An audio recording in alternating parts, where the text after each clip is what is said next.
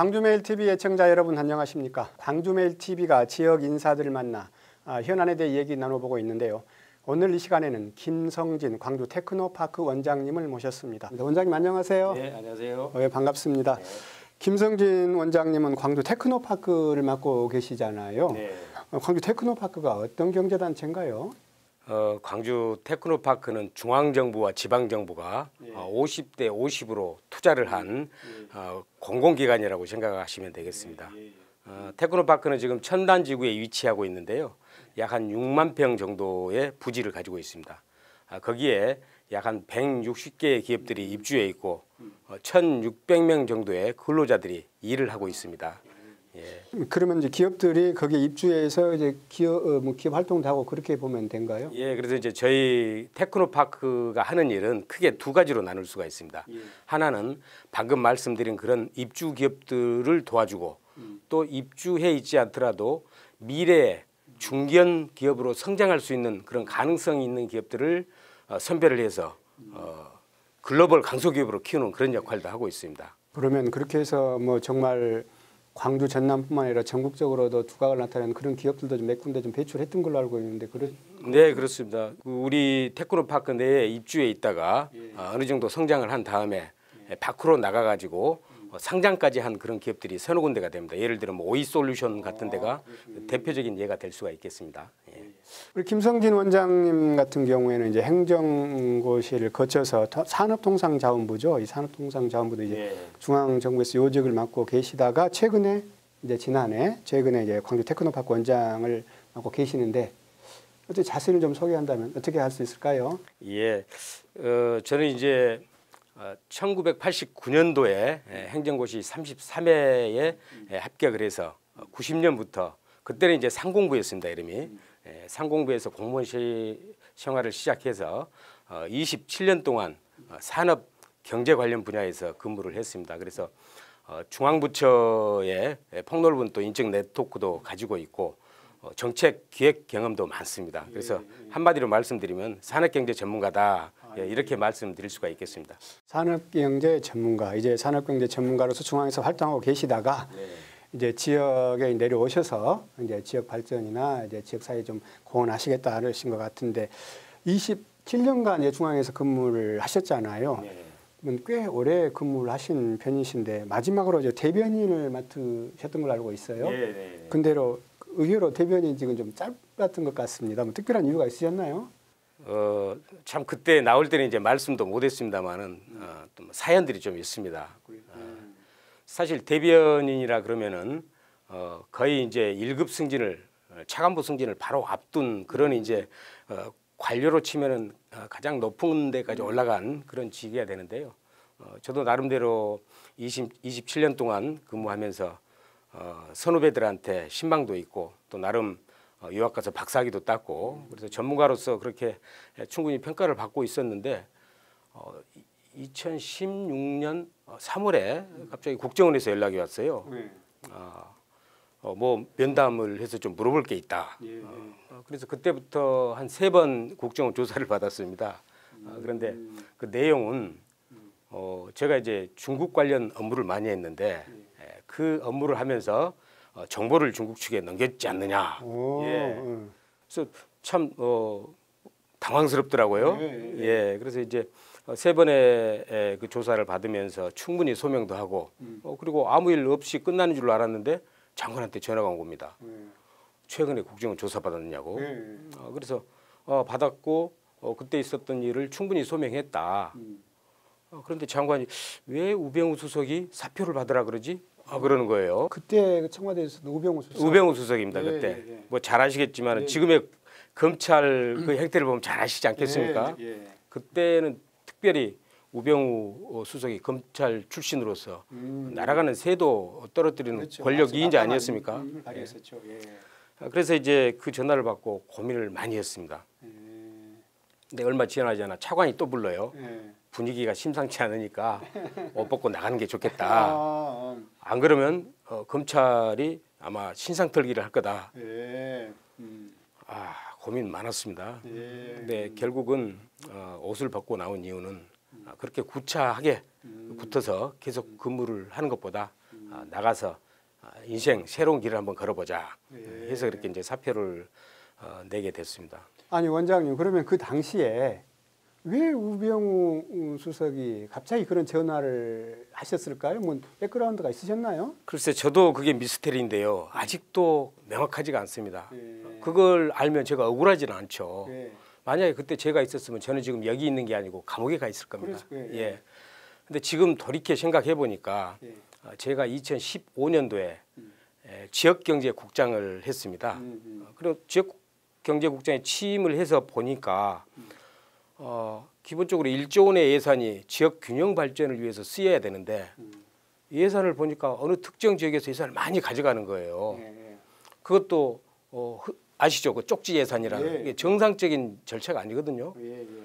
그래서 이게 큰 문제가 되겠다. 국가의 균형 발전을 위해서 만들어놓은 예산이 불균형 발전을 만들도록 이렇게 쓰여지고 있다. 그래서 이것은 제가 고쳐야 되겠다고 마음을 먹었습니다. 예. 그래서 기재부하고 협의를 해서 예산 배분하는 절차를 만들었습니다. 그래서 쪽지 예산을 통해서는 예산 배분을 할 수 없다. 그다음에 모든 지역에는 형평성 있게 예산이 배분돼야 된다. 이 두 가지 원칙을 가지고 절차를 만들어 놨습니다. 그랬더니 그 해 예산 배정이 특정 지역 쪽으로는 전혀 안 가다가 또 제가 출신인 고향으로 다른 때보다 예산이 더 많이 갔습니다. 그래서 뭐 정확한 건 아닙니다만은 혹시 이런 것들이 그런 거에 대한 영향을 미쳤지 않나 그렇게 생각을 해봅니다. 그 확증은 없지만 박근혜 정권 당시에 어떻게 보면은 하나의 피해자일 수도 있다 이렇게 볼 수도 있겠네요. 뭐 그러니까 제가 이제 뭐 명확한 증거가 없으니까 예. 뭐라고 말씀을 못 드립니다만은 그렇지 않고서는 왜 전혀 갑자기 정보 유출에 대한 조사를 한다고 나오면서 끝나고 나서는 바로 사표를 내라 그러느냐. 그러니까 그 조사는 쫓아내기 위한 하나의 구실이었다. 뭐 아무튼 모르겠습니다. 그래서 이제 그런 바로 이제 산업 경제 전문가로서 오랜 경험과 또 정책 집행 과정들을 하셔가지고 이제 광주 테크노파크 원장을 맡으시면서 가장 최근에 활발하게 활동하신 것 중에 하나가 이제 인공지능 산업. 예. 이것도 참 맞는 것 같아요. 어떻습니까? 지금 광주에서 주력으로 하고 있는 인공지능 산업에 대해서 비전이면 비전 전망 어떻게 좀 평가를 하고 계신가요? 뭐 잘 아시겠습니다만은 인공지능은 4차 산업혁명 시대의 핵심적인 기술입니다. 그래서 전문가들도 앞으로는 인공지능 전쟁 시대가 올 것이다 이렇게 평가를 하고 있는데요. 우리나라는 전반적으로 인공지능 그 기술이 선진국에 비해서 80% 정도 수준이 된다 그럽니다. 그리고 전문가들도 아직은 많지 않은 그런 상태고요.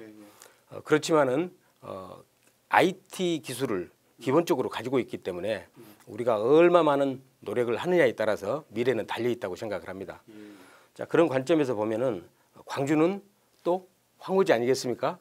그런데 중요한 것은 황무지에서 시작하는 것이 조금 있는 것 그런 상태에서 시작하는 것보다 더 빨리 갈 수 있다는 겁니다. 그러니까 아파트를 예로 들면은 아무것도 없는 빈 땅에다 아파트를 건설하는 게 훨씬 빠르다는 이야기죠. 마찬가지입니다. 그래서 광주 4차 산업혁명 시대에 충분한 잠재력을 가질 수 있고 무엇보다도 민선 7기 들어와서 시장이 지대한 관심을 가지고 있다는데 앞으로 우리 성공 가능성을 점쳐 볼 수 있지 않을까 그렇게 평가를 해봅니다. 최근에 지금 이용섭 광주시장을 비롯해서 지역 경제계 인사랑 같이 미국의 실리콘밸리든가 그걸 다녀오신 걸로 알고 있습니다. 네네네. 어떻든가요? 거기 가보니까. 뭐 잘 아시겠습니다만은 실리콘밸리는 전 세계적으로 새로운 산업이 가장 잘 발달돼 있고 그런 또 생태계가 조성이 돼 있습니다. 그래서 이번에 이제 7개 그 기업을 함께 우리가 출장을 갔었는데요. 이 기업들은 전부 다 AI 관련된 기업들입니다. 그리고 또 스타트업 기업들. 그래서 우리의 스타트업 기업들이 실리콘밸리에서 어떠한 평가를 받을 수 있겠는가라는 점에서 저희들이 한번 같이 갔고요. 그다음 두 번째는 한국에서 시작하는 것보다 실리콘밸리와 같은 국제적인 그런 무대에서 한번 서보는 것도 미래를 위한 그런 준비가 충분히 되지 않을까 그런 생각을 해서 갔고요. 다행히 우리 그 스타트업 기업들 중에 좋은 기술력을 가지고 있어가지고 미국의 VC들로부터 많은 관심을 받았고요. 조만간 또 좋은 성과로 연결되지 않을까 그렇게 생각합니다. 예. 사실 우리 김성진 원장님 같은 경우에는 조금 전에 설명한 것처럼 대표적인 산업경제 전문가신데 정치에도 관심이 많은 것으로 알고 있습니다. 뭐 자이든 타이든 어떤 계기가 돼서 정치에 대한 소신 또 정치 인문의 어떤 당위성 이것을 좀 듣고 싶다면. 예, 사실 이제 개인적인 경험 때문에 정치에 관심을 가지게 되었습니다. 제가 고등학교 3학년 때 광주 민주화 운동을 겪고 직접 참여도 하게 됐는데요. 그때 군인들이 우리 국민들을 향해서 총칼을 겨누는 걸 보고 저는 충격을 먹었습니다. 정의로운 나라, 바른 나라, 이것이 서지 않으면 권력이란 게 국민들을 향해서 총칼을 겨눈다. 그래서 그때 또 한번 정치가 무엇인가 관심을 갖기 시작했고요. 방금 말씀드린 우병우와 관련돼서 사실 권력이라는 것은 자의적으로 행사가 되면 안 됩니다. 절차와 규정에 따라서 국민이 이임해 준 범위 내에서 권력은 행사돼야 된다. 근데 저 같은 경우만 봐도 뭐 아무런 근거도 없이 권력이 행사되면서 사표를 받는 이 경험을 겪으면서 또 한번 정의로운 나라, 나라다운 나라 이런 것들은 반드시 필요하다라고 이제 생각을 했고요. 그다음에 또 지역 입장에서 말씀드리면은 광주는 지금까지 정의로운 도시, 민주주의를 선도한 도시 아니었습니까? 그런데 앞으로는 대한민국 경제가 어렵습니다. 우리 4차 산업혁명을 선도하는 도시, 광주가 그걸 해낼 수 있다고 생각하고요. 그런 것을 하기 위해서 또 정치 쪽에서도 저와 같은 산업경제 전문가가 필요하지 않을까. 그런 걸 통해서 지역 발전에 또 헌신을 하고 싶다는 그런 생각을 가지고 있습니다. 예. 아무래도 정치나 사회가 발전을 하기 위해서는 정치 부분의 어떤 발전도 굉장히 중요하다는 것 그렇게 이미지를 좀 그렇게 이해하면 될 것 같습니다. 자, 우리 마지막으로 우리 지역 상공인들과 지역민들에게 한 말씀 부탁드리겠습니다. 네, 안녕하십니까. 최근에 경제가 많이 어렵다고들 합니다. 미중 간의 무역 전쟁과 일본의 경제 침탈, 대외적인 요건이 심상치가 않고요. 국내에서도 최저임금 인상과 근로시간 단축 등으로 어려움을 겪고 있는 기업과 중소상인들이 많습니다. 하지만 이런 어려움 속에서도 우리 광주시와 테크노파크는 미래를 위한 준비를 열심히 하고 있습니다. 방금 말씀드린 인공지능 중심 도시 그리고 도시철도 2호선도 개통이 되고 또 한편으로는 광주형 일자리의 합작법인인 글로벌 모터스 회사가 설립을 했습니다. 이 모든 것들이 일자리 창출을 위한 그런 기본적인 일들이라고 저는 생각을 하고 있고요. 이런 것들이 성공을 하기 위해서는 우리 광주 시민 여러분들의 참여와 적극적인 지지가 필요합니다. 많이 성원해주고 응원해 주시길 부탁드리겠습니다. 네, 대표적인 산업경제 전문가이신 우리 김성진 원장님의 말씀을 들으니 광주 테크노파크가 지역 경제 발전에 핵심 역할을 하고 있는 것으로 알고 있습니다. 앞으로도 지역의 경제 및 사회 정치 발전에 적극적으로 기여해 주실 것을 당부드리면서 김성진 광주 테크노파크 원장님과의 대담 여기서 마치겠습니다. 감사합니다. 네, 감사합니다.